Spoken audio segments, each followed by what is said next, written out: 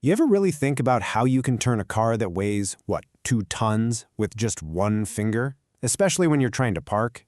It feels kind of like magic, right?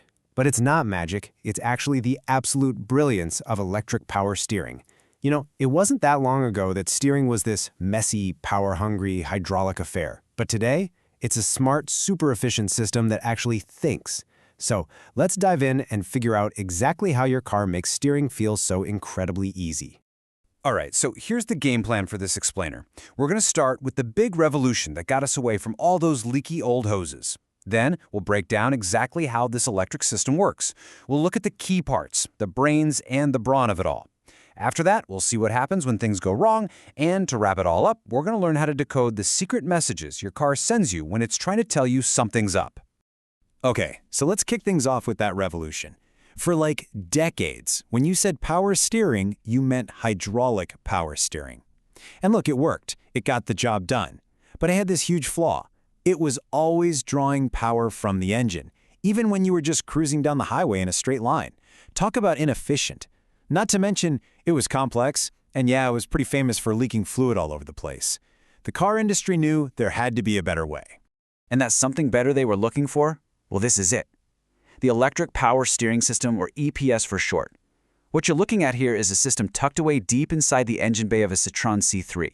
See, it completely gets rid of all that complicated plumbing and replaces it with a much cleaner, much smarter setup. All you've got is a motor, a sensor, and a little computer. Okay, this slide right here really puts the difference in black and white. Just look at that right column. Electric power steering, it only uses power when you're actually turning the wheel. That's it. That is a massive energy saving, and guess what that means? Better fuel economy for you. On top of that, since there's no hydraulic fluid, the whole thing is mechanically simpler and way more reliable. Honestly, it was a complete and total game changer for the auto industry. So, how does this all work? How does the magic actually happen? Well, the easiest way to wrap your head around it is to think of it like a conversation. A really fast four-step conversation that's happening between you and your car in just a matter of milliseconds. And it's beautifully simple when you break it down. Step 1, you turn the steering wheel. That's your part. Step 2, a little thing called a torque sensor immediately measures how hard you're turning and in which direction. Step 3, the system's brain, the control unit, grabs that data and also looks at how fast you're driving. And finally, Step 4, an electric motor kicks in and applies the perfect amount of assistance right where it's needed on the steering rack. And this quote right here, it just perfectly sums up the intelligence of the whole system. The key thing to get is that it's not just a simple on or off switch. It is constantly calculating exactly how much help you need based on those two super important variables: how hard you're turning the wheel and how fast the car is actually going. And this table shows you that intelligence in action. Look at this. When you're parking, going super slow, less than 7 kilometers an hour, the system gives you maximum assistance. That's the one-finger steering we were talking about. But as you pick up speed, the help starts to dial back. And when you're really moving on the highway, over 152 kilometers per hour, it gives you almost zero help. That's on purpose. It gives you that firm, stable, confident feel you want at high speeds. Okay, so now we get the basic idea of how it works. So let's zoom in a little and look at the actual hardware, the brains and the brawn that makes this whole thing possible. And here they are, the two stars of the show. Component number 1 is the torque sensor. The best way to think of this is as the system's sense of touch. Then you've got component number 2, the steering assistance motor. And yeah, you guessed it, that's the muscle. These two pieces right here, they're the absolute heart of the whole operation. So that torque sensor, it is absolutely crucial. Its one and only job is to constantly measure the force and the direction that you're applying to the steering wheel and then translate that physical movement into an electrical signal for the computer. It's basically the messenger that runs to the brain and says, hey, the driver wants to do this.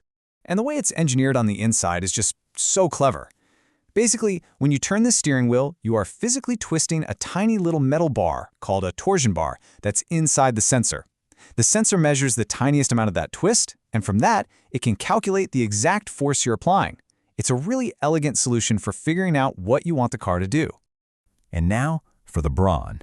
The electric motor that's doing all the heavy lifting, it's a powerful little thing, capable of pulling up to 60 or 65 amps. But it's not just dumb muscle, it's smart too. For instance, if you're doing a lot of really heavy steering, like maybe trying to get out of a tight spot and turning the wheel lock to lock over and over again, the control unit has a built-in thermal protection. It'll actually reduce the amount of assistance to make sure that motor doesn't overheat. Pretty smart. But of course, in the real world, no system is perfect, right?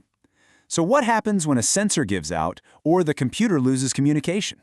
Well, the whole system is designed with safety as the #1 priority, and it has very specific protocols for handling any kind of fault. So that leads us to the big question, right? The system is supposed to be reliable, but how does your car protect itself? And just as important, how does it tell you when there's a problem? The answer is something called degraded modes. Your car is not just going to give up on you. When it detects a fault, it enters one of these degraded modes. Take a look at this table. If there's a communication error, for instance, you'll still get some help, but it's just a fixed baseline amount of assistance. But if something really critical fails, like that all-important torque sensor, the system shuts off completely. That's for your safety. You can still steer the car, don't worry, but it's going to feel like you're driving a classic car from the 70s with zero power steering. So, whenever one of these faults gets detected, two things usually happen. First, you're probably going to see a warning light pop up on your dashboard. That's the car trying to get your attention. Second, and this is the really important part for a mechanic, the car's computer logs a very specific error message. It's called the Diagnostic Trouble Code, or a DTC. And that brings us to our final section, which is all about decoding your car's secrets. These codes, these DTCs, they might look like just a random jumble of letters and numbers, but they're not. They're actually part of a standardized language that can tell a technician exactly what's wrong. So what exactly is a diagnostic trouble code? It's simply a standardized 5-digit code made up of letters and numbers. The whole reason they exist is so that any mechanic with any standard scanner can plug into any modern car and get a clear idea of what's going on under the hood. And here's the cool part. Cracking this 5-character code is actually way simpler than you might think. The very first character, which is always a letter, tells you which system has the problem. So P is for powertrain, C is for chassis, which is where our steering lives, B for body, and U for the car's computer network. The second character, a number, tells you if it's a generic code or one that's specific to the manufacturer. And then those last 3 numbers, that's what pinpoints the specific fault. So putting it all together, if a mechanic ever tells you your car has a code starting with the letter C, you'll immediately know it's a problem with the chassis. And since we've just gone through all this, you know that the chassis category includes the very electric power steering system we've been exploring. See, you're already learning to speak your car's secret language. So there you have it. We've gone all the way from the brute force of old hydraulic systems to this incredibly intelligent conversation that's happening in a modern electric system. We've looked at its brain, its muscle, and we've even started to learn its secret language. So the next time you get in your car and just effortlessly turn a corner, maybe you'll think about all that incredible technology working away right at your fingertips. Now that you can decode your car's secrets, what will you listen for on your next drive?